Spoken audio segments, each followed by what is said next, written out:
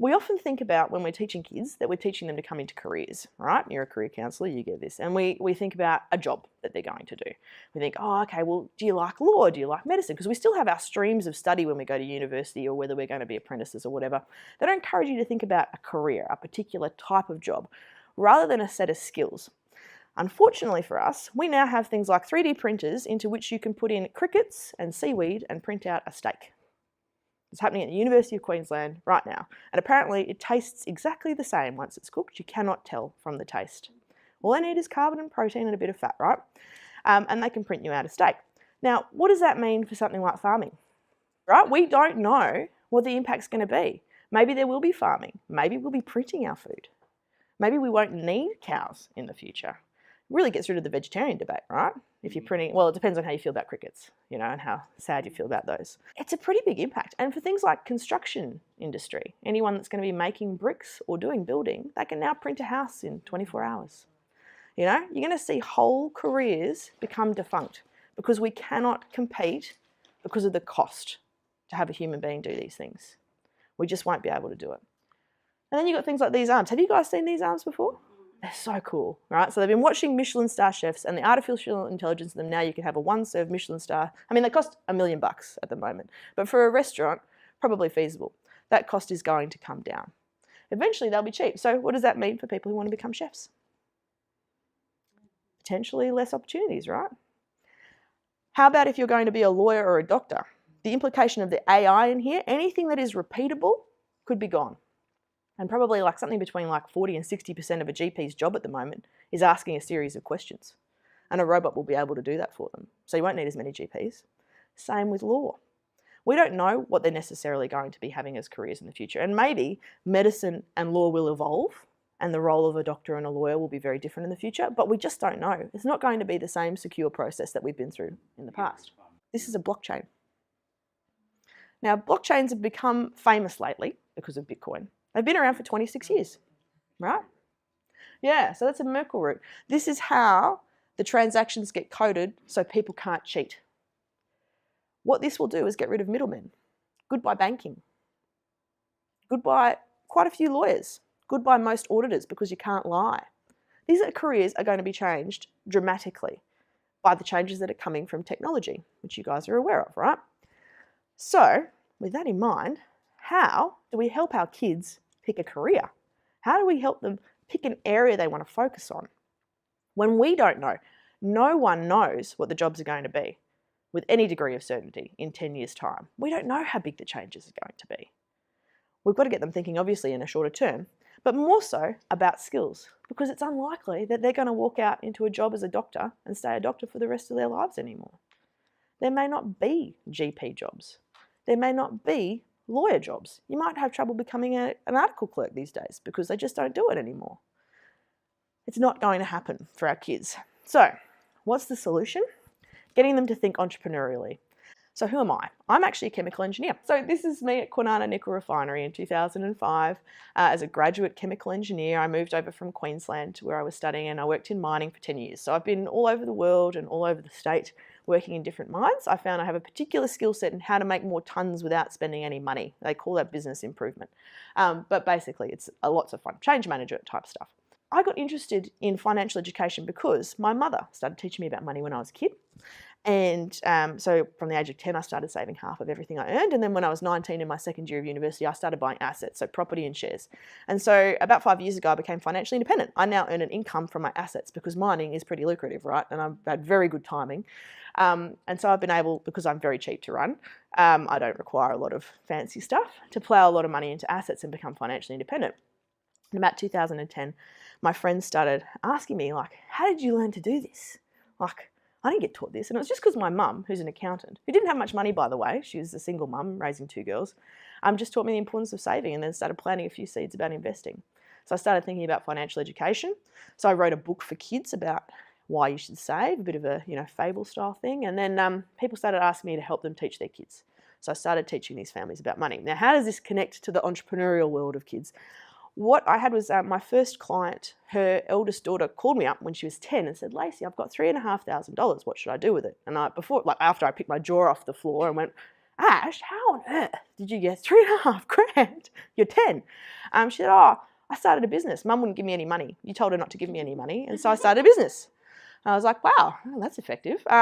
That's awesome. And she said, oh, so how do I buy shares? I want to buy some shares. And I was like, this is fabulous. Oh my God. So I had a meeting with her, and she needed a bit of help with her business. She didn't understand things like financial projections and business plans and marketing and that sort of stuff. So I was able to help her a bit with that. And find out why she had done it. And of course, it was mum and dad had said, no more money for you. And she had been making lip balm for the family out of olive oil and beeswax that she got donated from, because they live up in the Perth Hills as well. There's some local people nearby with bee farms and olive oil. And so she had decided to start marketing that because it's all natural product and it's really popular. And she went to the cricket, waved a Weet-Bix sign and won $1,000 and used that as her capital. So she bought the tins. I'll show you them later, sorry. And she started making this lip balm. And what I discovered was the theory that I had been teaching the parents, so I'd give them a lot of activities to do on financial literacy, is just nowhere near as effective as these kids actually earning some money. It turns out that that is like extraordinarily effective. And so I sort of went, oh, well, this is a good way to teach financial capability, not just literacy. We want capability, kids to do the right thing. And that's how I kind of stumbled into it. And the irony is, of course, I was an entrepreneur at 10. That's me at 10 doing hair wraps. I don't know if, do you guys remember hair wraps? Oh, you know, those things. So I was, I think, 10 years old, went to the local market in Brisbane, saw the price of it at $1 an inch, went, I could do that. It's ridiculous. And so I did. I learned how to do it, and I ended up hiring 5 of my friends, and we at the school fete were the first students in year 6 to run a stall all by ourselves. And we made like $300 profit. It was awesome. We had a great time. So that was my first experience of actually running a business. So I hadn't really thought much about it, to be honest, until I started talking with kids like Ash and going like, oh, you can do this when you're a kid. And it is a cool experience. And I actually credit the fact that I now run 2 businesses, even though I'm an engineer in mining, with the fact that I've had that experience. The confidence was there. So the idea of me quitting my job and going and running a business was not scary for me at all. Because I was like, oh, I get this. This is not hard.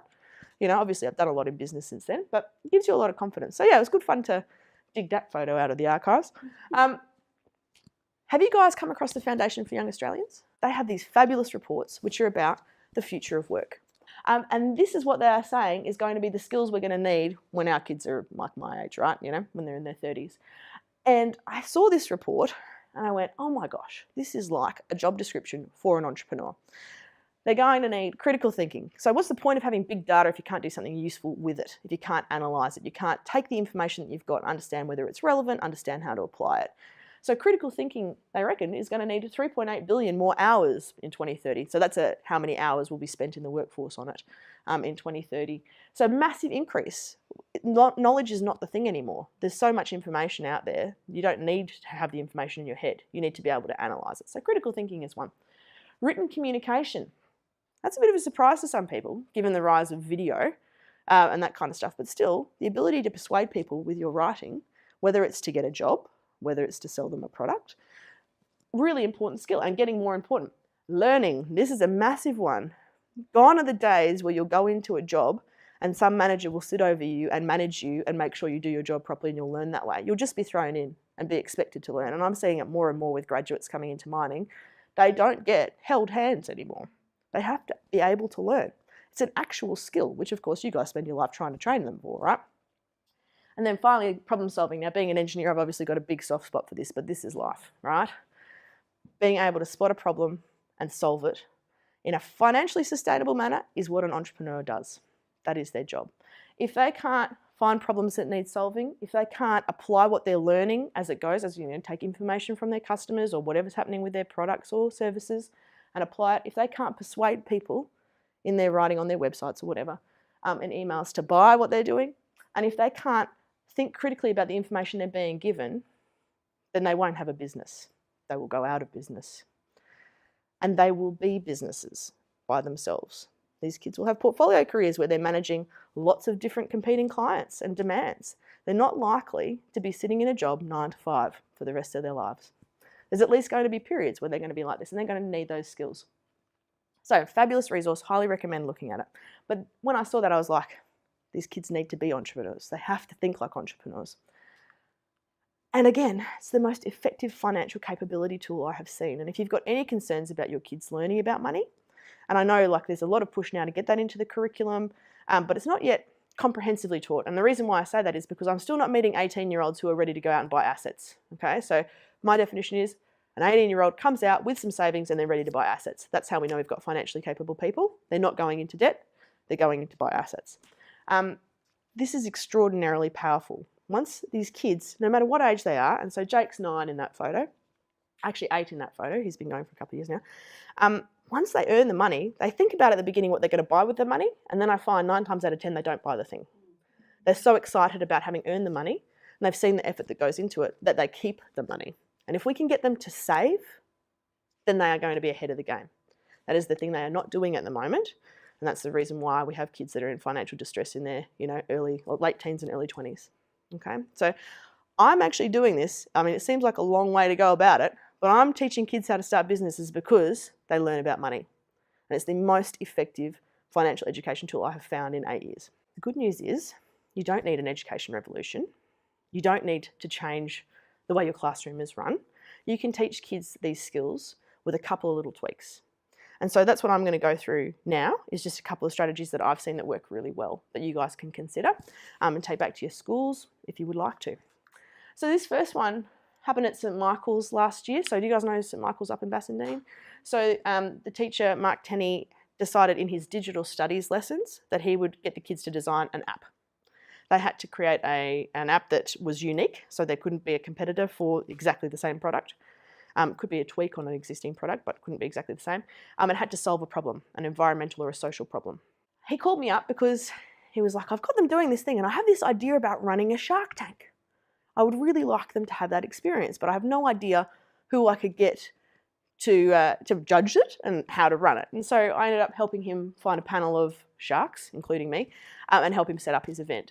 And so, of course, the newspapers, they just loved these stories of these kids. So the kids had that awesome experience of they wrote an email to the newspaper and told them about it, and the newspaper came out and interviewed them. And so they were pretty excited about it. And they ended up organising the parents to come in and the year 4s to come and watch. And sorry, it's a bit blurry. It's, had sun in the background. But what you can see there is the 4 of us. There's a teacher on the right, Mark Tenney. Maria runs her own business. She's a curriculum developer, actually. Darren Lomond, I don't know if you've seen on the news lately, Green Batch. They're doing the plastic recycling. So Darren is the founder of that business. And myself, being an entrepreneur as well. So we got to sit there, and then Mark had photocopied all these different currencies, the $1 million notes that you get in fantastic areas of the world. And we were able to give the kids money based on the strength of their performance. So they all got up in groups of 2s or 3, presented their app idea.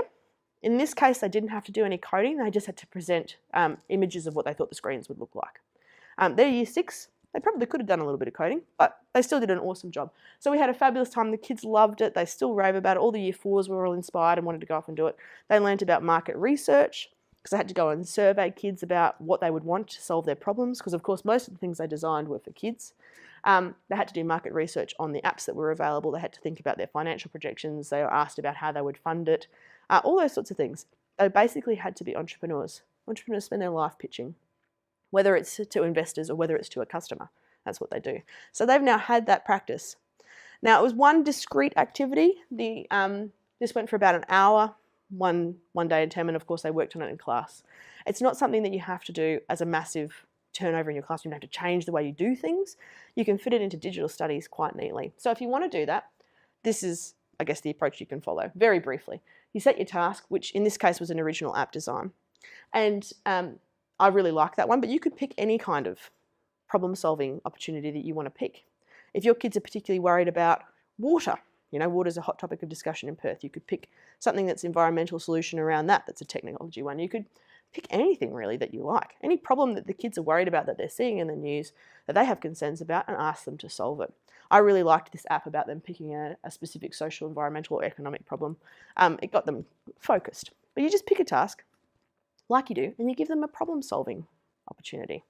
And you ask them to present something at the back after 10 weeks of term or whatever you like, which is their solution to that problem. It's great for group work too. The tricky part can be finding the sharks. So that's the part where if you have any problems, I recommend going to a local co-working space or an entrepreneur hub, or you can email me. So in Perth, we've got Space Cubed in town, and there's about 700 entrepreneurs on their books of varying levels of success, but it includes people who actually do invest. And there's plenty of entrepreneur hubs around town. If you get in touch with them, send them an email and say, we're really looking for a couple of judges to come out on this day. They love volunteering. And then running a pitch event. So generally that is getting those people into a room, and of course Mark went over and got, the parents and the year fours as the audience, so the kids felt like there was quite a bit happening. It was a bit of a big deal for them, so they were a bit nervous, but my gosh, they did a good job, and they were able to get up in year 6 and present persuasively, and none of them ran off stage crying, which is what I probably would have done in year 6. It was absolutely extraordinary, a really good experience for them, and a great way to tie in your digital studies. The other thing you can do, and I'll just play a video for you, is actually get them all starting micro businesses. This is a launch market at Riverton Primary School. So you can see the kids there running out. They've been in their end of term assembly, and so all the parents were already there, all the other kids were there, and it was 10 minutes before morning tea was due to start. So they ran a market. They'd been working on all of their products and their services for 10 weeks. So I went into their classroom, it was 86 kids, went into each of the 3 classrooms for an hour a week for 10 weeks. And so we went through the whole process of starting a business. So what problem are you trying to solve? Doing some market testing, actually creating a prototype and going out and seeing if people will pay for it. Working out how you're going to do your marketing. They had to make up posters. They wrote to the local paper. They did a video that they promoted on the Facebook page for the P&C. They did some really cool stuff. And all the mums and dads that were already there at the assembly and the rest of the school were able to come and buy. So you can see it's like quite a buzz. They had a really good time. We had one kid, one pair in that in 50 minutes, because the market only ran for 50 minutes, made $139 selling like fairground games. She had the two of them had made one of those big wheels and spin it around. We had one girl make $87 with one sample of slime. So she took them on order. She didn't actually make any product. She had one slime container and she took them on order for the colour that they wanted and whatever, and made them all over the school holidays, because this was the last week of term, and on the first week came back. But never had to outlay any capital of her own up front, because she already had the slime sample. Just took the profit, the $3 that everyone was paying for their little tub, and then bought the products she needed and delivered it at school. So they learn this. They absolutely blew me away, these kids. They're extraordinary. And they're also year 6. I kind of have a theory about that being a really good age for independence. Probably sort of year 5 to year 7 is, I feel like, one of the best ages to do this, because they're not off getting part-time jobs yet. So they really appreciate the opportunity to earn some money, but they're also independent enough that they don't need mum and dad to do everything for them. So if you want to do this, you can design an in-class program. There's lots of resources out there. I found an hour a week taking them through the steps of product development. So, brainstorming ideas, then going through and doing some testing. So have I actually got a market here? Once you've got confirmed buyers that will pay the price you're thinking of it for your prototype, you can then go into the process of doing a business plan, a financial plan, a marketing plan, setting up your stall, understanding how to manage cash, deciding whether you're going to have an online shop or not. And then there's some great opportunities at the end to wrap up with some reflective learning. What did I learn out of the process? Doing, Gibbs reflection cycle or something like that. And then talking about money management. So now you've earned this money, what are we going to do with it? And whether it's you've fundraised it for the school or not. And that, of course, is the part where I am trying to get to. This is a great way to get there for me. But the understanding about how to do it. Running a launch market and getting the whole school participating, if you've already got something that you normally have, it's a great opportunity for those kids to participate. Or in this case with Riverton, they just, after the school assembly and combining it with morning tea, let all the kids and the families come and participate. So they're not hard, they're logistically challenging sometimes, depending on the age of your kids, but heaps of fun. A few stories to share with you now. So this is Ash. This is the girl with the lip balm that I was telling you about. So that's her on 96 FM. So she won that $1,000 at the cricket, started the business, and she wanted to start the business because she needed to raise $1,200 to fund a book to be printed in the Laos language. And there are kids over there that don't get to read because there are no books in their language. They have one book that the whole school shares. And so she raised $1,200 to print that book there, which is called the Yellow Book of Interesting Facts.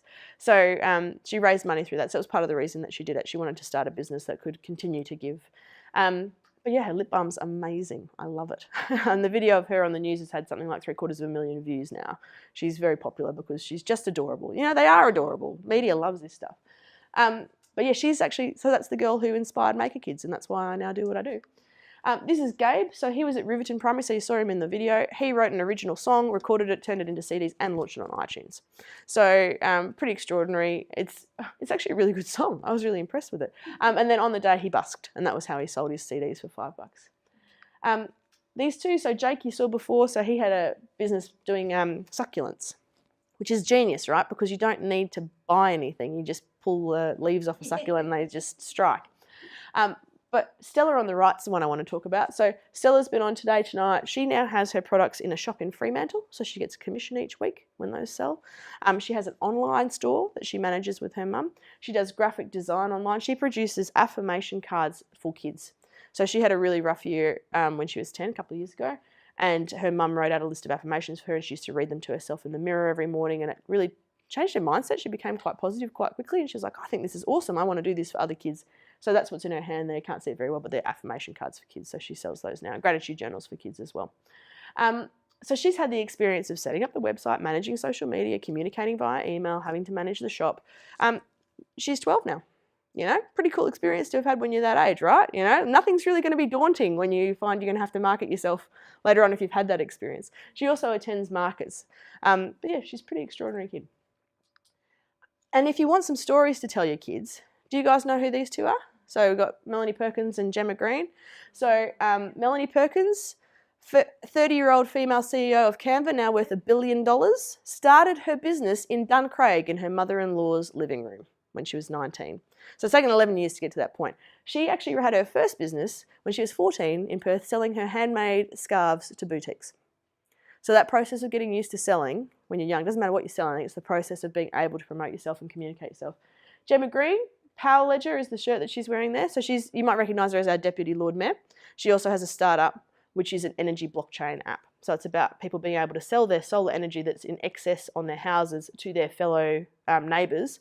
Because I don't know if you guys have seen the pricing, but you might pay 24 cents a kilowatt for your energy, buying it off the supplier, but then you only get 8 cents if you sell it back in. Like you only get a third of the market value if you sell it back to them. This allows people to sell it directly without having to go through the energy company. So this is an example of the blockchain getting rid of the middleman, right? So she's pretty extraordinary. But they're two local Perth people that you can tell your kids about, and it becomes real for them. They can actually see the stories of these people that have done this kind of stuff when they were young and started businesses and flourished. So if you're looking for role models, these two are a great place to start with. If you decide you'd like some help, I can help you. Make a Kids Club does a 14-week in-class program. So week 10 is launch week, and then the 4 weeks in the subsequent term is spent on the money management stuff, reflection, improvement, balance sheets, that kind of stuff. Launch marketing week 10, all lesson plans included. I've made it so that you don't need PD to be able to do it. It's plug and play. And it's $40 per student. So if you're keen on that, please let me know. I hope you have fun encouraging your students to become entrepreneurs, and please do it as soon as you can. As I said, I've seen 4-year-olds do this and they have a fantastic experience, and it just removes that daunting feeling of when you have to start marketing yourself, which is what they're going to have to do, and gets them thinking about solving problems and skills rather than careers.